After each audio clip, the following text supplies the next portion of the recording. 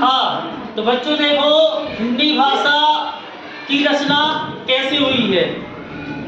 जब भी कोई भाषा की रचना हुई है उसमें ध्वनि, वर्ण, ठीक है, व्याकरण, वाक्य सभी का प्रयोग हुआ है।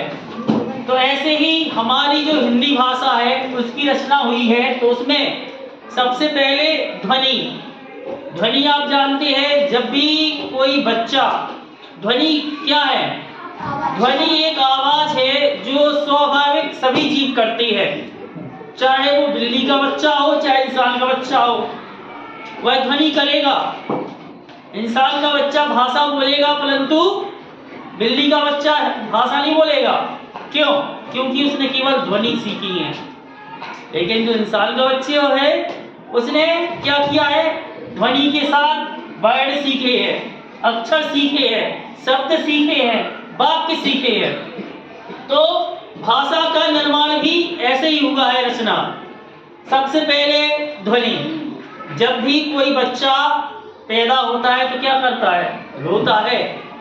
तो रोना क्या है? ध्वनि। फिर वह क्या करता है बच्चा? एक छोटे मोटे वर्ण बोलता है, टूटे फूटे अक्षर, माँ, प, ब, ब बोलता है।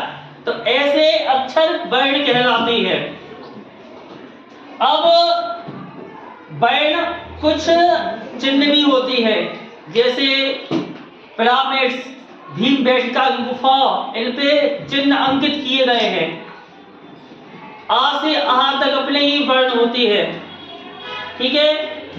वर्ण क्या होते हैं? जो बिना व्यंजन के फिर बोले जाए, उनको अपन स्वर भी कहते हैं।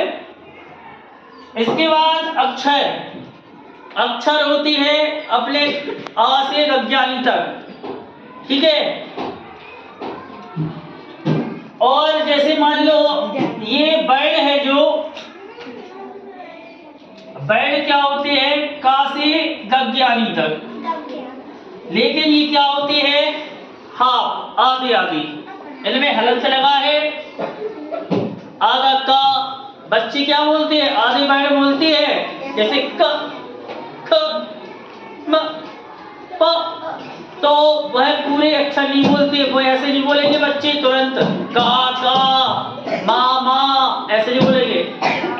पानी को वो मम मम, अदमा अदमा, मम। तो वह वर्ण होते हैं आदि अक्षर। पूरे अक्षर आ से अज्ञानी तक का। फिर बच्चे कैसे बोलते हैं? का, खा, गा। तो जिन अक्षरों में स्वरों का उच्चारण हो उन्हें क्या कहते हैं? अक्षर। फिर जब अक्षर बनाना सीख जाते हैं, बोलना सीख जाते हैं, इसके बाद आता है शब्द। शब्द आप जानते हो, का में आकी माता का, ला में आकी माता काला, ठीक है।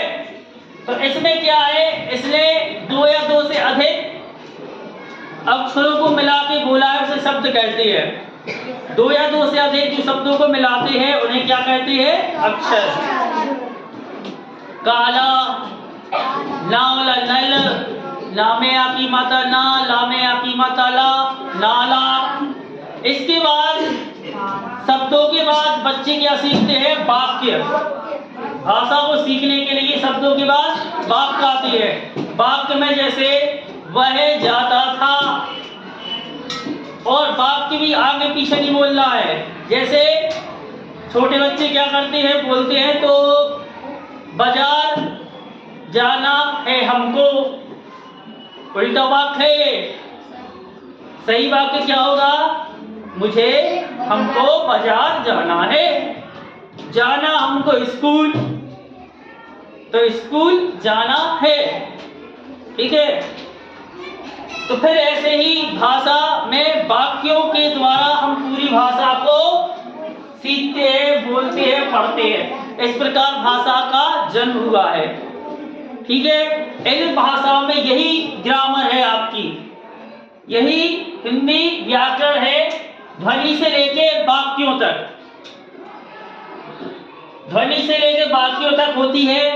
ध्वनि क्या होती है? जब कोई भी आवाज, संकेत, पक्षी ध्वनियां करते हैं, संकेत देते हैं खुशी का, डर का। जैसे मान लो वो कोई भयानक जीव जंतु देख लेते हैं, पक्षी, चिड़िया, तो चींची की आवाज करती है, तो वह ध्वनियों के माध्यम से बात करती है। इसके बाद वर्ड है जो आधे अक्षर, अदा का, अदा माँ, जो बच्चे बोलते हैं। अक्षर, अक्षर क्या होता है? पूरे अक्षर। का में आ लग गया तो का,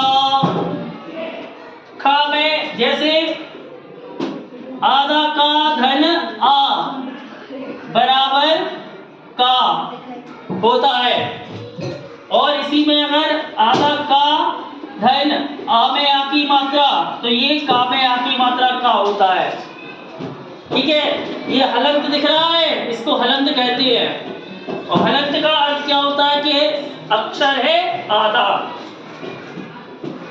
आपको का और आधा का इन दोनों में अंतर आना चाहिए करना।